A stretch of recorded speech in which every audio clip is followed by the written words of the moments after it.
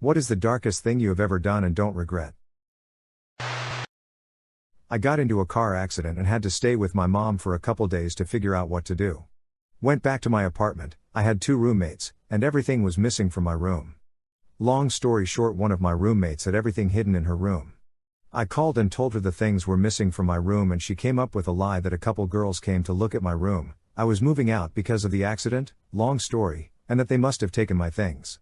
She had everything I owned, including my grandmother's perfume bottles, stuffed to the back of her closet, under her bed, behind her dresser, etc. So I packed all of my stuff up. Then took a giant black garbage bag and stuffed as much of her closet in it as I could. Took it to the middle of nowhere, dug a hole and burned it. She called screaming at me that her stuff was missing. I told her the 2 girls must have come by and taken her stuff too. I hit my uncle left, right and center when he was trying to choke my father to death. I was 16 years old at that time and a very skinny girl. I beat his face, his neck and every part of him that I could target with so much intensity that my knuckles turned blue the next day. I had an animalistic rage that day trying to help my father get away from his death grip. I hate my uncle even today. I got anger issues because of growing up around him. And I don't regret beating him that day at all. He was physically abusive to his wife as well. One fine day, his wife retaliated by beating him blue with a stick. And he stopped being physically violent towards her post that. 5 years ago my dad suffered a catastrophic stroke. Left paralyzed and robbed of his speech and ability to communicate, he was a shell of the vibrant, charismatic man he once was. He was moved into skilled nursing where he lived for nearly 2 years, he was miserable. On my last visit I told him it was okay if he wanted to leave us, that we would miss him but he should go. A week later I received the call that he had passed. Instead of immediate grief I felt relief. Relief that he was finally free. The grief came later and I still miss him every single day. My sister and I went to the same school. She is a year older than me. This guy was making her life hell and she was crying a lot, which was, and still is, really unlike her. After weeks of this, my mom told me to beat him up and I would not be in trouble at home if I got in trouble at school for doing so. The next day I saw my opportunity when I was in class and watched him walking in the hallway go into the guy's bathroom. I immediately asked for permission to go too. I opened the door quietly and he was taking a piss at a urinal. I Sparta kicked his ass into the urinal and then just beat the poop out of him, pissing on himself and all. I told him to leave my sister alone or it'd happen again. My sister came home happy that day and never had another problem. She didn't know this happened for about 20 years. Not a shred of regret. I didn't get in trouble. To his credit, he kept quiet. I did too. One of my ex-best friends in high school was a real narcissistic lunatic. He had so many egotistical fantasies about what he deserved, but I remained his friend because we met through my close friend, his girlfriend. As I started realizing what a terrible person he was, I convinced him to go after his fantasy of a harem by asking to add a third to their relationship. That led to a fight between him and his girlfriend. I called her about it and asked how she felt about him adding someone to their relationship and about him sleeping with her. She said she knew nothing about that and started crying because he cheated on her. I basically helped orchestrate their breakup and have no regrets. She is happy with her first child now and he is in a toxic relationship with 3 kids, 2 of which aren't his and his partner is 8 years older than him.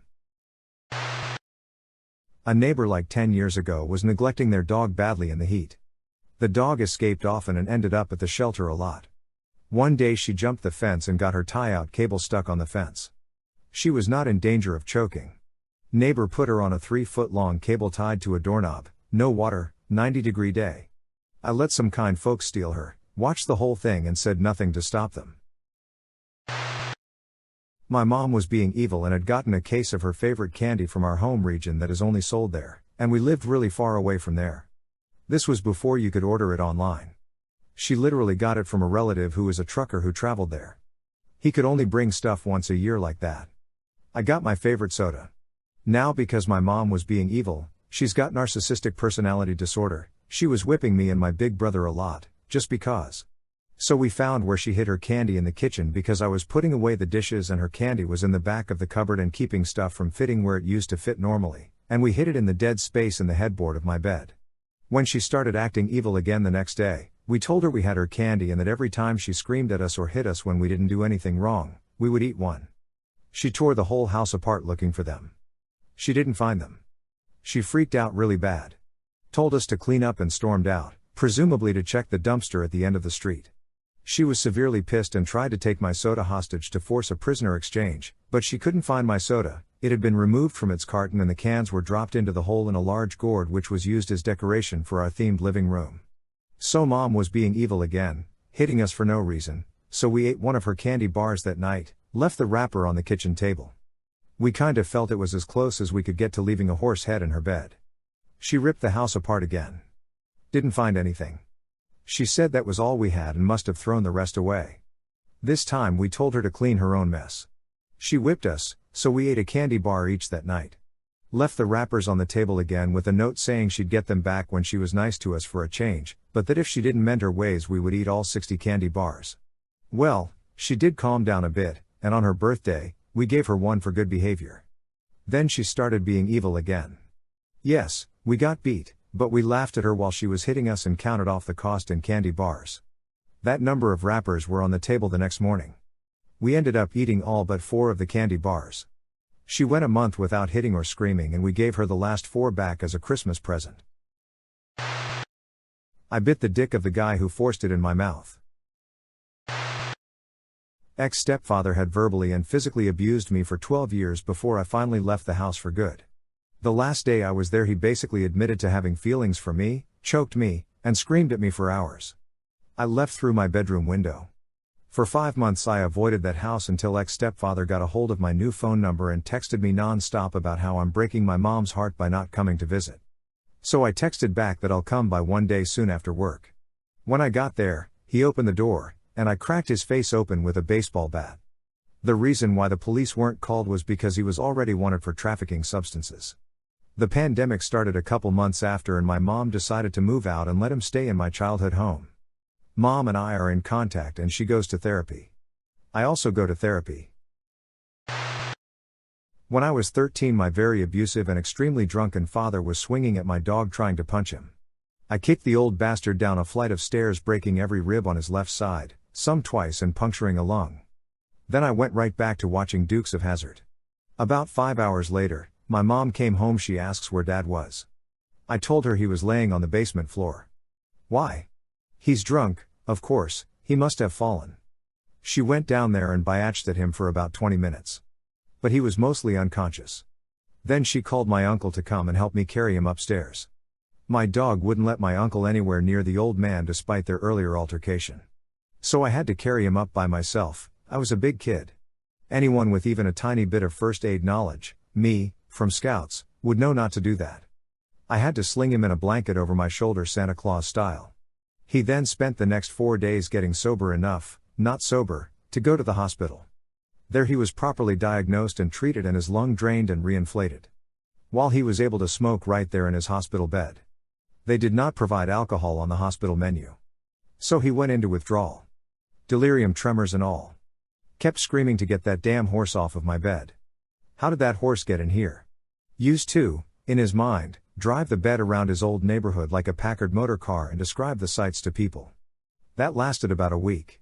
Then, and I don't know how this works, the doctors refused to release him from the hospital and moved him to the psych ward. He spent 2 months or so in there being treated for addiction. During that time no children, dogs or wives were physically, mentally or emotionally abused at our house. Not once. For the first time in about 30 years.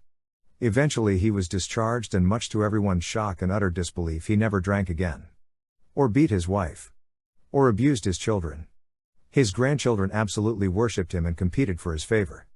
He was kind and generous and a great source of wisdom and humor for them. In time, they named their own sons after him and have his name tattooed on their flesh. Ultimately he died of cancer. And when he did, I held him in my arms and looked him in the eyes so he wouldn't be scared or die alone. I was his primary caregiver for the last 7 years of his life. And I have zero regrets about my actions that day. Ghosted a guy who was supposed to be my friend. The friendship had started off fine and we became close very quickly. But then the cracks started yawning into weird black abysses. His stories didn't match up to reality. He always had a new story to tell, and it was always fantastical. He would call me at 3 a.m. and just sob about how his bones hurt and he could see the shadow man. I was 19 and very confused, very afraid. I couldn't deal with it, and I didn't feel safe. He never listened if I tried to help him through whatever was going on with him. So I just stopped picking up the phone. I stopped agreeing to meet him. I disappeared from his life. A year later, a mutual friend and an ex of mine told me he had died of bone cancer. I was devastated. It traumatized me for years thinking that he needed me and I ditched him and he died alone. To this day it crumbled how I navigate boundaries now. Had to make the choice to take my dad off of life support after he got COVID this year. He was sedated for a couple of weeks and one of his lungs collapsed and I couldn't watch him fall apart anymore. My dad was a bulky dude.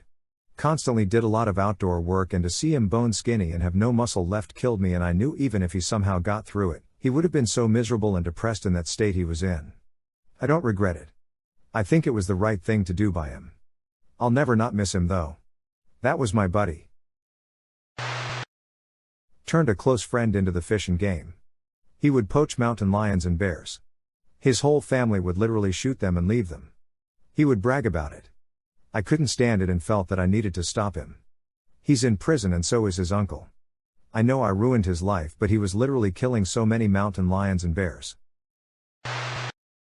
When I started dating, I'd sneak to her apartment and we would often spend hours on her apartment terrace. Think of it as the one they had in How I Met Your Mother. We'd talk, watch movies on my laptop, drink beers, make out and whatnot. The only problem was that her apartment was rented out by 3 girls. For some strange reason 2 of them were strict on not letting their respective boyfriends in, so I had to face a lot of problems when I wanted to pee. Most of the times it used to go in one corner of the terrace. Until this one time where we had spent a few hours there and ate/drank too much, and after a while I had to poop. There were girls in her apartment, which meant I couldn't go there, and at 2 in the morning I could not think of anything. Ultimately, we decided that we'll call it a night and decided that I'll go back to my place. Went to her apartment, kissed her goodnight and left. While climbing down the stairs I noticed that the main door of an apartment was open in an almost odd manner. Curiously, I went there and started calling out if somebody needed any help. Got no reply and was about to mind my business and go away, when it hit me that I could use the bathroom real quick if no one was there and go home peacefully. So I followed my heart, took a quick poop and realized that the flush for some reason was not working. I tried making it work a couple of times, left it as is and left. Turns out that the owners of that apartment were gone on a vacation, and just that night there had been a burglary in their home. The thieves had broken the lock on the main gate, stole jewelry and other stuff and left the scene, and I was the second person to go there when they left. Next morning, she told me about the robbery and how the asshole thieves had the audacity to take a poop and leave it unflushed as if trying to send a message. The owners got it mentioned in the police complaint as well. Never told anyone about it. I planned to kill a man. Growing up, my best ever friend got molested by her stepdad often, but only her family knew about this. One day the whole thing got exposed on TV by one of those shows where all the tragedy is aired. I felt so much fury. I was a young silly man. I used to live in the favelas and knew a couple of not very good guys. I asked them for a favor. I would work for them if they killed the son of a biatch. We went there and the house was 100% empty. He fled after the news on TV. I got lucky, really. Could have wasted my whole life right there. There was a girl I had a crush on, but we were pretty good friends. She was abused by her boyfriend. I won't give up details out of respect for her, but he was a piece of poop. He was older than both of us and very religious, attended the countryside church a lot, and she was 15 at the time. One night she calls me and asks for help. It was around 2 a.m. and she told me that she was sexually abused and left stranded in the middle of nowhere in the countryside. I drove there to pick her up and heard the whole story. So we got a poster or pamphlet telling the whole story and hung it up on the church's news board. People took notice, but we haven't named the person yet. It was dumb, I know. But we were young and feeling vengeful. More girls started reaching out and informed us about that guy's travesty. Turns out he had a thing for younger girls, too. And he also assaulted them physically and sexually. We gathered the info and made a wanted poster with his photo and all of the anonymous testimonies, and once again, hung it on the church's board. The guy was found dead. Official cause, suicide. But there's plenty of evidence that it was a murder. Justice delivered by someone else, staged as a suicide. We don't know. So I might be indirectly responsible for this guy's death, but considering how terrible of a person he was, I'm not sure if I feel bad about it. I paid 250 quid for a horse off an acquaintance that had been suffering from various ailments. Been a bit neglected and couldn't even lay down to sleep anymore, and then moved the horse to a different yard and had her quietly put down a few days later to end her suffering.